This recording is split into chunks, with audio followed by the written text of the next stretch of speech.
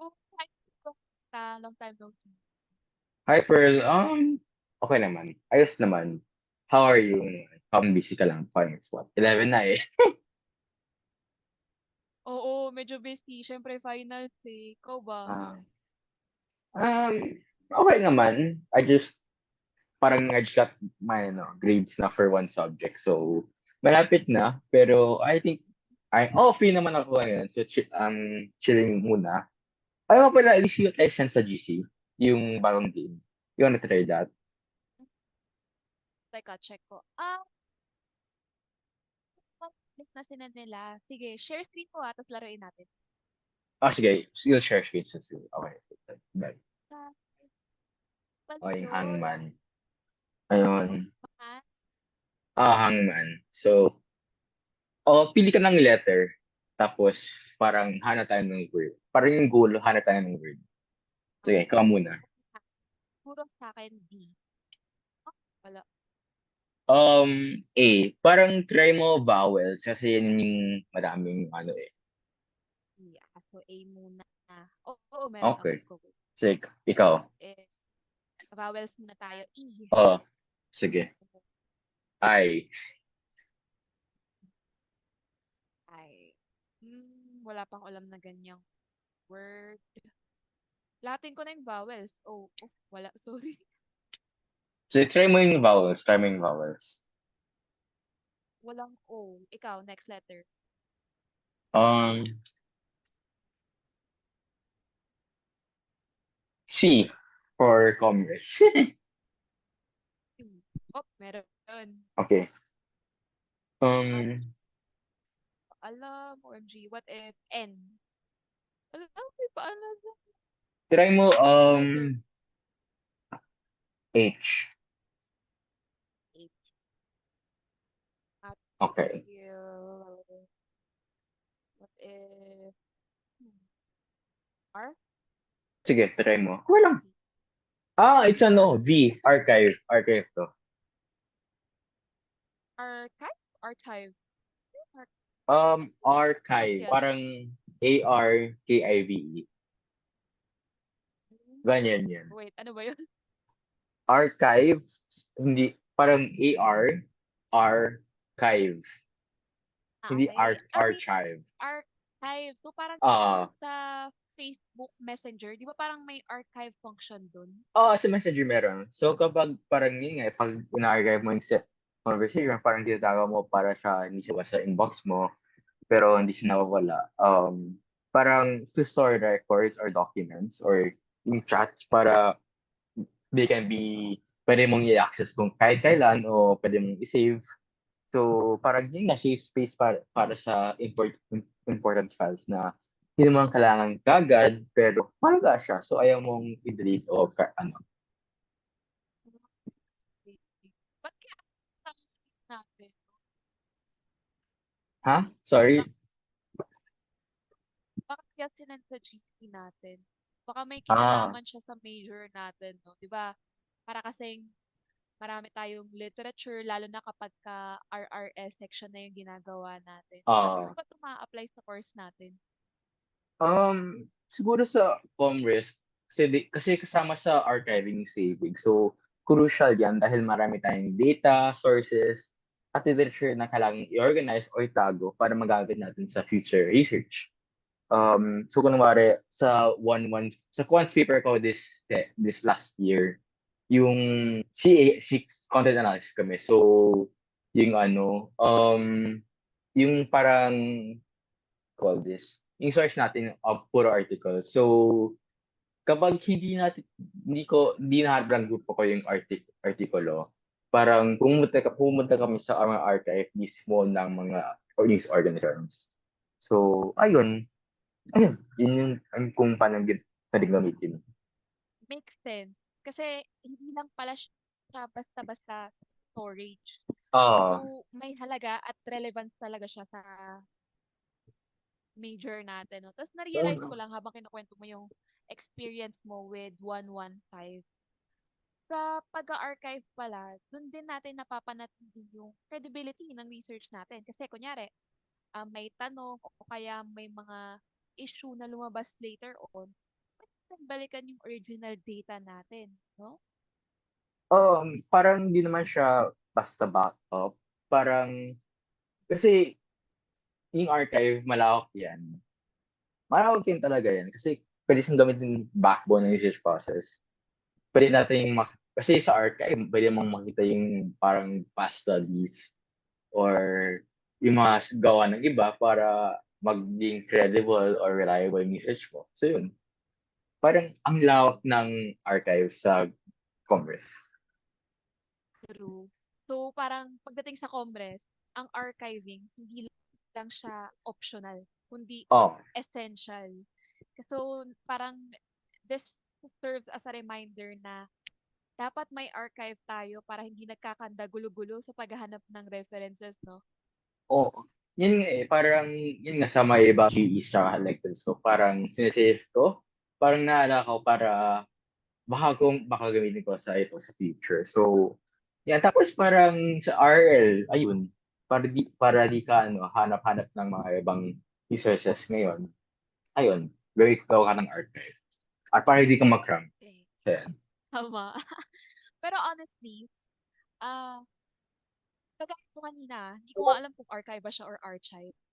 So, Oo. napansin ko, hindi masyadong kilala or ginagamit yung salitang to sa bansa natin, no? So, what if Mm, kaya ipakilala natin to further sa kanila, no? What do you think? sige, gusto mong samayan si, si Ebony.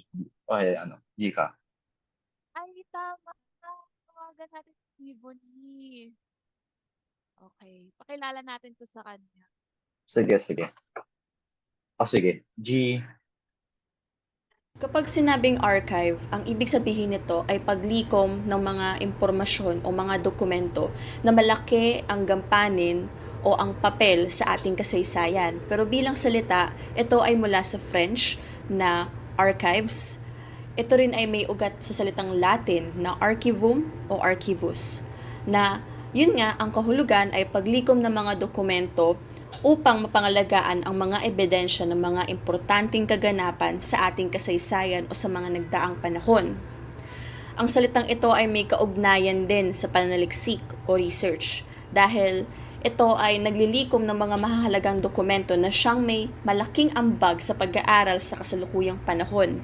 Dito kinukuha yung mga RRL o Review of Related Literatures. Paraan o dahilan kung paano nakikipag-ugnayan ng archive sa kulturang Pilipino ay ito ang aksyon ng archiving ang iniipon ang mga kasaysayan, kultura at totoong kwento ng ating bansa. Isang halimbawa ay yung National Archive of the Philippines, kung saan may koleksyon ng mga government records, historical documents at cultural artifacts na may kinalaman sa ating kasaysayan, kultura at totoong kwento. Sa kultura naman, mayroon naman tayong National Art Museum tsaka yung Lopez Atayara Museum. Nandito yung gawa katulad ng Spolarium ni Luna. Dito makikita ang ating kwento mula sa unang panahon hanggang ngayon. Yung kahalaga nito ay depende lang sa taong binabasa o tumitingin sa mga nilalaman ng archive kasi walang magagawa yung mga archive kundi umaral sa internet o sa museo. Nasa tao ang papel ng nasa tao ang gawa. Ang mga archive ang mga instrumento lang ng pagbabago. At para sa akin naman, ginagamit ko yung mga archive bilang instrumento, bilang sanggunian ng impormasyon tungkol sa anumang larangan ng pag-aaral. Bilang isang mananaliksik ng bayan, laging kong sinusubukan gumamit ng mga aral na lokal at kasama dito ang impormasyon mula sa archive. Ginagamit ko ito sa lahat ng bahagi ng papel dahil laging kailangan kumuha ng academic backing tungkol sa anumang sinusulat mo. Di pwedeng kung ano-ano lang. Kaya, anong mas maganda pa na sanggunian o impormasyon kundi impormasyon na galing sa atin o galing sa ibang lokal o galing sa kahit anong Pilipino. Pero bilang Pilipino naman at siguro pa sa sarili ko, mahalaga ang archives dahil ito ang magkwentong ng ibang mga Pilipino. Isang kwento na may makikita mo ito ay yung pagsarado ng CNN Philippines ng Enero 31. Sa ganitong perspektibo naman, masama talaga ito dahil ang daming taong nawalan ng trabaho at tsaka isa ding itong kasunlian ng katotohanan at balita. At sa panahon ng information at social media, kailangan talaga natin ng informasyon at news source na alam natin na totoo, objective at fair. At iyon pa yung siya ng Philippines. Pero sa perspective talaga mula sa archive, na mahalagang archive, malungkot na binalitaan noong February 1 na nawala ang mga archives ng CNN Philippines. Ibig sabihin lahat ng mga artikulo, video, editorial pieces ay nawala. At para sa akin, parang pinabura ang mga kwento ng Pilipino ng mga journalist noon nila. Oo naman, may naiipon naman, pero ang kitang-kita naman kung gaano kabilis yung pagkawala ng archive. Kaya ayun, mahalaga yung archive sa mga Pilipino dahil nandito ang kwento natin at sobrang madaling itong mawala. Dumako naman tayo sa usaping figures at estadistika. Batay sa datos na nakuha natin mula sa Google Trends, mula noong 2004, makikita natin na ang interes sa salitang archive ay mataas sa simula. Subalit, unti-unti itong bumababa habang lumilipas ang mga taon. Gayunpaman, napansin natin ang bahagyang pagtaas muli ng interes mula noong 2022 hanggang sa kasalukuyan. Ipinapakita nito na bagamat nagkaroon ng pagbaba ng interes, may mga pagkakataon na muling tumataas ang pangangailangan o interes sa salitang ito. Marahil dahil sa mga makabagong teknolohiya, social media features, o iba pang kontekstong may kinalaman sa pag-iimbak ng data. Sunod, pag-usapan naman natin ang interes sa archive ayon sa sub-region sa Pilipinas. Batay sa datos, ang Western Visayas ang may pinakamataas na interes sa paggamit ng salitang archive, na sinundan ng Bicol, Calabarzon, Eastern Visayas at Cordillera Administrative Region. Ipinapakita nito na ang interes sa archive ay laganap sa iba't ibang bahagi ng bansa, lalo na ang mga rehiyon na may malakas na urbanisasyon at digital engagement. Mula sa mga naunang naitalakay, ang salitang archive ay may malalim na kahulugan at aplikasyon sa Pilipinas, lalo na sa mga institusyong nagsisilbing tagapangalaga ng ating kasaysayan, kultura at kaalaman. Nagbigay ang aming grupo ng ilan sa mga halimbawa nito. Unahin natin ang National Archives of the Philippines. Ito ay isang institusyon na may layuning mapanatili at maprotektahan ang mga mahalagang dokumentong, pampamahalaan at iba pang mga material na may malaking halaga sa ating pambansang kasaysayan. Mula sa mga lumang kasulatan hanggang sa mga mahalagang tala ng ating pamahalaan. Ang mga dokumentong ito ay inaalagaan upang masiguro na ang mga susunod na henerasyon ay magkakaroon ng akses sa mga mahalagang bahagi ng ating nakaraan. Ang National Archives ay nagsisilbing tagapag-ingat ng mga yaman ng ating bansa, mga yaman na bumubuo sa ating pambansang identidad. Sunod naman ay ang Philippine Film Archive, na itinatag upang pangalagaan ang mga pelikulang Pilipino mula sa pagkasira at pagkalimot. Ang pelikula ay isang makapangyarihang medium ng kultura at sining, kaya't mahalaga na mapanatili ang mga ito para sa mga susunod na henerasyon. Sa pamamagitan ng pag-archive ng mga pelikula, nasisiguro natin na ang mga obra maestra ng ating mga filmmaker, pati na rin ang mga pelikulang sumasalamin sa ating kasaysayan at kultura, ay mananatiling buhay at magagamit para sa pananaliksik at edukasyon. Ang Philippine Film Archive ay hindi lamang tagapangalaga ng pelikula, kundi ng mga kwento at karanasan ng bawat henerasyon ng Pilipino. Panghuli naman ang University Archives ng The University Library sa UP Diliman. Ito ay isa sa mga pangunahing sentro ng kaalaman at kasaysayan sa loob ng pamantasan. Dito, iniingatan ang mga mahalagang dokumento, publikasyon, at iba pang material na may kaugnay sa kasaysayan ng universidad at ng bansa. Ang mga materyales na ito ay nagiging batayan ng mga pananaliksik at pagsusuri, hindi lamang ng mga estudyante at guro sa UP, kundi pati na rin ng mga mananaliksik mula sa iba't ibang bahagi ng Pilipinas. Ang University Archives ay nagsisilbing repositoryo ng intelektual na yaman at kasaysayan ng pamantasan. Isang yaman na mahalaga sa patuloy na pag-unlad ng kaalaman at edukasyon sa bansa. Sa perspektibo ng wikang pambansa, kitang-kita ang mahalagang papel ng mga archive sa pagpapanatili at pagpapayaman ng ating linguistic heritage. Ang mga dokumento, libro, dyaryo, audio recordings at maging mga video na naglalaman ng historical language data ay mahalagang protektahan, lalo na sa kasalukuyang panahon ng globalisasyon, kung saan nangingibabaw ang Ingles at tila unti-unting nawawala ang pagpapahalaga sa ilan sa ating mga dialekto. Ang mga na-archive na materyales ay nagiging batayan sa pag-aaral ng ebolusyon ng wika, mula sa mga salitang ginagamit noon, pati na rin ang konteksto at kultura sa paggamit ng mga ito. Hindi lamang ang mga salita at pangungusap ang napapanatili, kundi pati na rin ang paraan ng pagbigkas at ang tono ng wika sa iba't ibang rehiyon. Salamat yon sa mga audio recordings.